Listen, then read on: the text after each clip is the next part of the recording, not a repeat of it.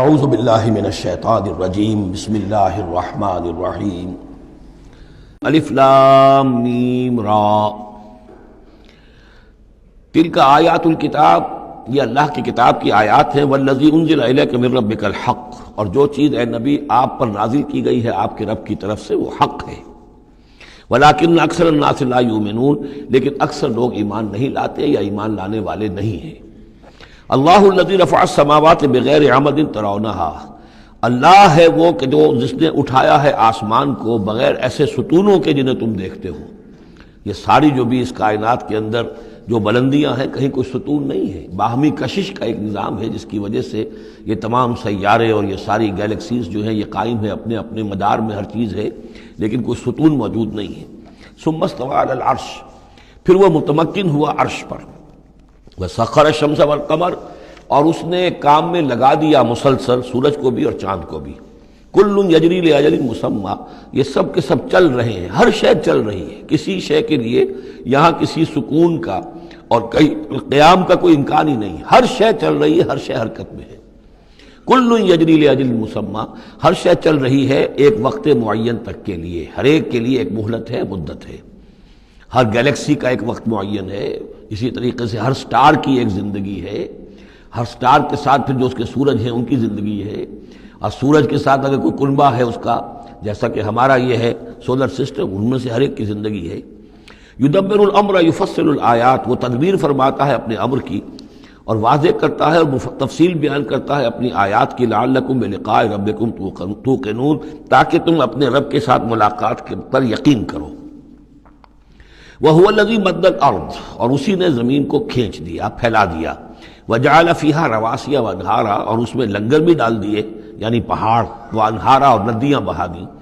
وَمِن كُلِّ الثَّمَرَاتِ جَعَلَ فِيهَا زَوْجَيْنِ اثْنَيْنِ، اور ہر طرح کے میووں میں اس نے جوڑے رکھے۔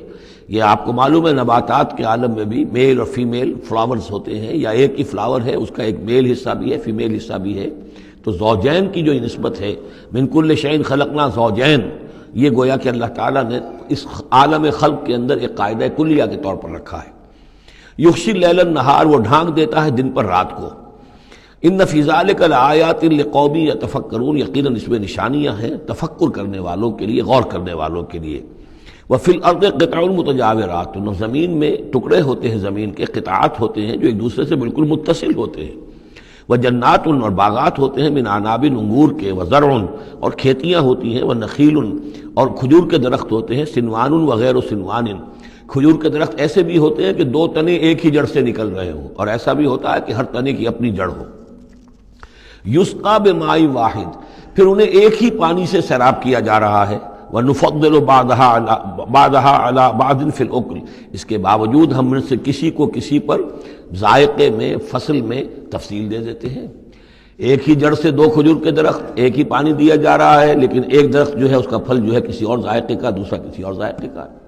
ایک ہی زمین ہے، ایک ہی قطعہ ہے، اسی میں ہے، لیکن ذائقوں کا فرق ہے۔ ان فی ذلک لآیات لقوم یعقلون، اب یہاں آپ دیکھیں گے وہی انداز ہے، التذکیر بآلاء اللہ، اللہ کی نعمتیں، اللہ کی خلاقی، اللہ کی قدرت، اس کی نشانیاں۔ وَإِن تَعْجَبْ فَعْجَبٌ قَوْلُهُمْ، اگر تمہیں تعجب کرنا ہی ہے تو قابل تعجب ہے ان کا قول، أَإِذَا كُنَّا تُرَابًا أَإِنَّا لَفِي خَلْقٍ جَدِيدٍ، کہ جب ہم مر کر مٹی ہو جائیں گے تو کیا ہمیں دوبارہ اٹھا لیا جائے گا؟ یعنی اللہ کے لیے دوبارہ تمہیں پیدا کر دینا کوئی قابل تعجب بات نہیں، جس نے یہ ساری کائنات پہلے بنا دی، ہر شے کی جو ہے اس نے تخلیق فرمائی ہے، تو اس کے لیے کہاں، اس کے لیے یہ تعجب کرنا کہ وہ دوبارہ کیسے کر دے گا، یہ قابل تعجب ہے۔ فَإِن تَعْجَبْ فَعْجَبٌ قَوْلُهُمْ أَإِذَا كُنَّا تُرَابًا أَإِنَّا لَفِي خَلْقٍ جَدِيدٍ أُولَٰئِكَ الَّذِينَ كَفَرُوا بِرَبِّهِمْ، اصل میں یہ وہ لوگ ہیں جنہوں نے اپنے رب کا انکار کیا، رب کی قدرت کا انکار کر رہے ہیں،